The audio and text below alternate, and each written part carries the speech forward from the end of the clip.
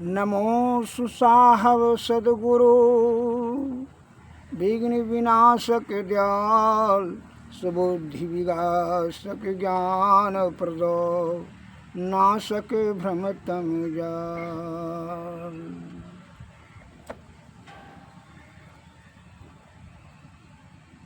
संत वाणी में आया है शब्द विद्या ददाति विनिर्मय। जिन्हें सही मूल विद्या की प्राप्ति हो चुकी उसमें विनिर्मता आ जाना स्वाभाविक क्रिया है। करुणा, दया, सरल स्वभाव, सद्गुण, निष्कपट, निश्चलता, एकाग्रता, अस्थिरता, मधुरता, ये सभी फल है, विद्या का ही फल है। विद्या अगर वृक्ष का एक रूप है तो ये सभी फल है। और ऐसा जिसमें नहीं आया हो तो आप जान लीजिए कि सही में से वह विद्या प्राप्त नहीं कर पाया। उलूल विलूल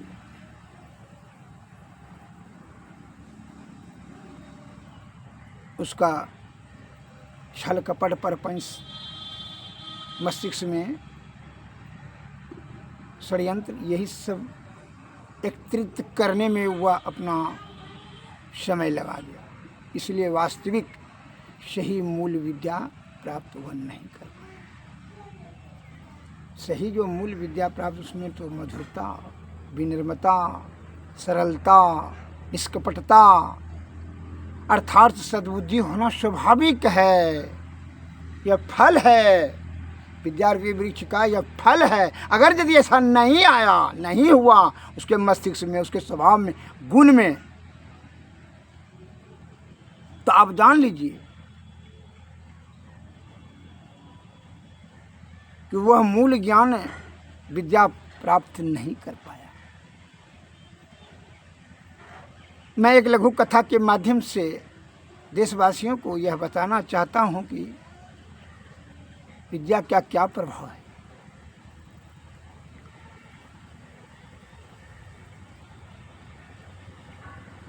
एक सेठ जी और उसका मुंशी तथा उसका सिपाही वो कहीं जा रहे थे यात्रा में। तो जंगल के ओर से यात्रा करते करते उनको थकावट हुआ। जेठ बैसाख का दिन था, बड़ा कड़ा धूप के कारण से जो है वे लोग सोचे कि कुछ जो है वृक्ष के निकट आराम कर लिया जाए, तब फिर यात्रा किया जाएगा।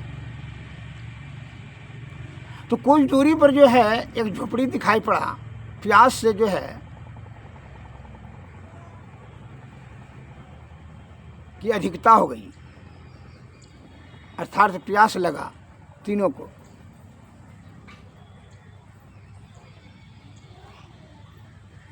तो सिपाही जी ने कहा, सेठ जी हम आते हैं पानी पी करके। कल के हाँ आओ, ठीक है। तो वो झोपड़ी के निकट कुछ दूरी पर था, जहाँ वो लोग बैठे थे वृक्ष के निकट, वो कुछ दूरी पर था।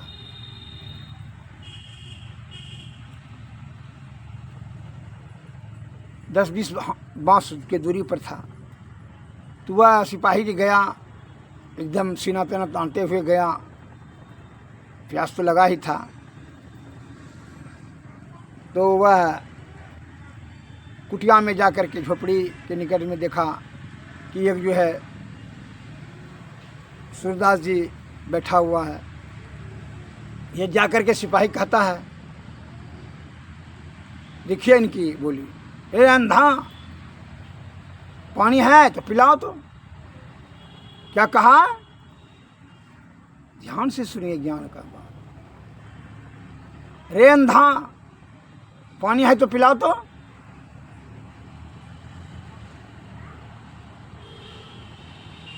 स्वाभाविक बात है कि क्रोध होना, भीतर में दुख हुआ। वो भी उसकी प्रतिक्रिया क्या हुई, वह सूरदास जी को कहा नहीं पानी, वहाँ वो कुआं है बगल में, जाकर पी लो।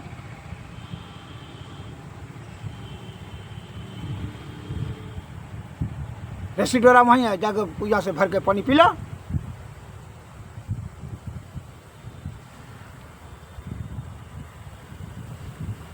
वह जो है इसी प्रकार बच्चन वो भी बोल दिया। वहाँ गया रे सिपाही, वो सूरदास जी जान लिए कि ये जो है निट्ठा राण है। वो कहते रे सिपाही जाओ उधर, वहाँ उधर बाहर में है उधर कुआं, देखो रस्सी तस्सी कहाँ पर है, जाकर पी लो।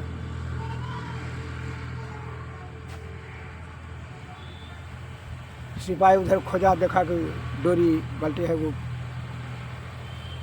पानी भर करके पी लिया, चला गया। तो मंत्री ने वहाँ पूछा कि पानी है वहाँ पीने के लिए? कहाँ है, वो कुआं है, लेकिन सूरदास जी बड़ा बोली कहता चढ़ा बोलता है, बड़ी कठोर वाणी बोलता है। पानी तो है, वो ठंडा पानी है कुआं। ठीक है, आते हैं पानी पी करके। अब मंत्री जी अर्थात जिसको मुंशी जी कहते हैं, मुंशी जी गया पानी पीने के लिए, तो सूरदास जी को देख कर कहता है प्रणाम सूरदास जी, अगर पानी का व्यवस्था हो तो पिलाइए।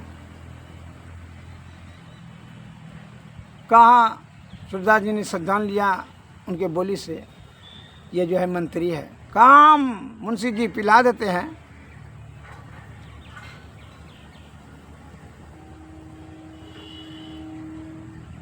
बैठिए।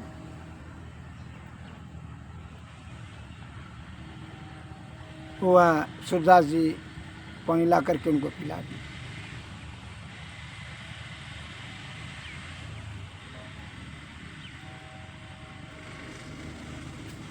अब यह पानी पी करके चला गया मुंशी जी। तब वहाँ जो पूछा सेठ जी ने कि पानी है, क्योंकि हाँ ठंडा पानी है, सूरदास जी वहाँ बैठे हुए हैं, पानी तो कुआं में है, पानी पिलाए हैं। ठीक है, क्योंकि बैठिए आप लोग, हम आते हैं। सेठ जी वहाँ से आए, सूरदास जी के पास आए, देखा सूरदास जी बैठी हुई, कहा प्रणाम सूरदास जी प्रणाम। हे महात्मा जी, अगर यदि आपकी कृपा हो तो जल पिलाने का कृपा करें।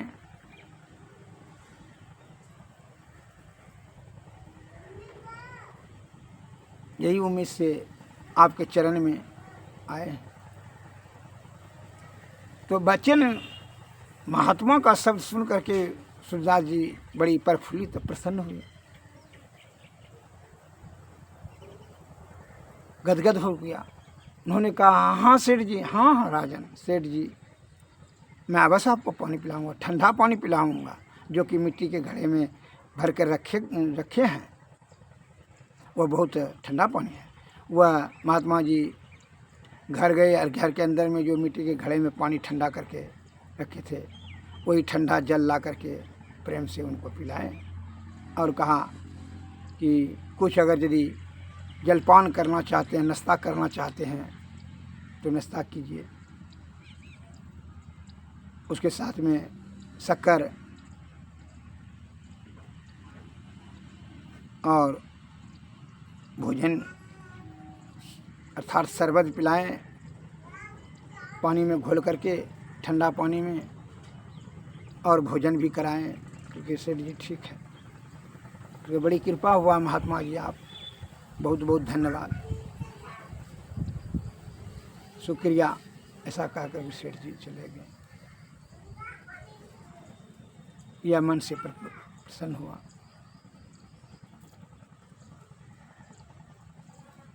तो वह सेठ जी ने यह बात पूछा कि सूरदास महात्मा जी एक तो बात पूछें। हाँ हाँ पूछिए ना। क्योंकि वो जो सिपाही हमारा आया था तो उन्होंने कहा कि जो है वो घर में जो है एक सरदार जीते हैं, बहुत जो बड़ा कठोर वचन बोलता है, पानी भी नहीं पिलाया, कहा उधर जो है उधर वहाँ को यहाँ बता दिया, तब हम भर करके अपने पिए, क्योंकि उनको बोली से ही जान लिए हम। वो हमको मैं घर से बाहर से कहता है, ये अंधा तुम जान लिए कि ये सिपाही है, ये एकदम निठा मूर्ख राड़ है, इसके पास विद्या नहीं है। बोलने का भी इनको जो है, इनकी वाणी में कितना कठोरता है, कटु वचन का ही यह संयोजन किया है मस्तिष्क में। इसलिए दुख हुआ हमको, इसलिए उनको हमने पिलाया पानी, बता दिए उधर जाओ। और आपका जो मुंशी जी आए, उनके वाणी में थोड़ा मधुरता था। उन्होंने कहा सूरदास जी, इसलिए उनको जो है पानी कुआं से भर करके पिला दिए। और आपका वाणी से ही हम, जैसे आप महात्मा बोले कि सूरदास जी महात्मा जी पानी पिलाने का कृपा करें, तो हम जान लिए कि यह विद्वान सेठ है, का है, इनकी बोली में बड़ी मधुरता है। इस प्रकार हम वचन से नाप लिए कि कौन कितना प्रतिष्ठा सम्मान देने योग्य है, उसी के अनुरूप उनका सेवा हम किए।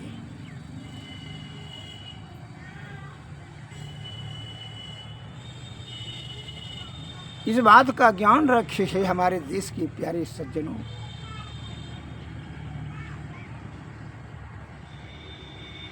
कि जो चीज़ आप इस संसार को देते हैं, दुनिया को, देश दुनिया को देते हैं, उसी की प्रतिक्रिया आपको जो है होती है, वही लौट करके आता है सूद समेत।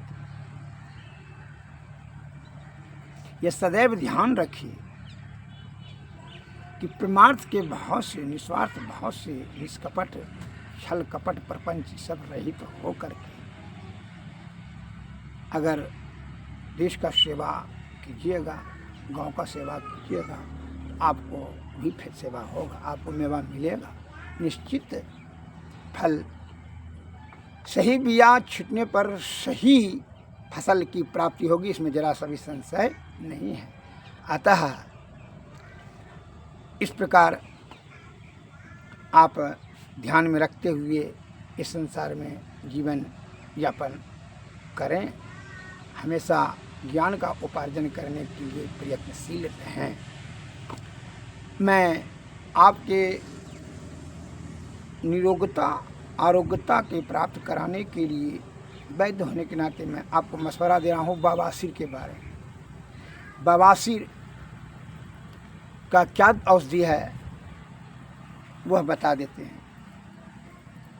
संक्षिप्त में होने का कारण constipation is main cause of all disease.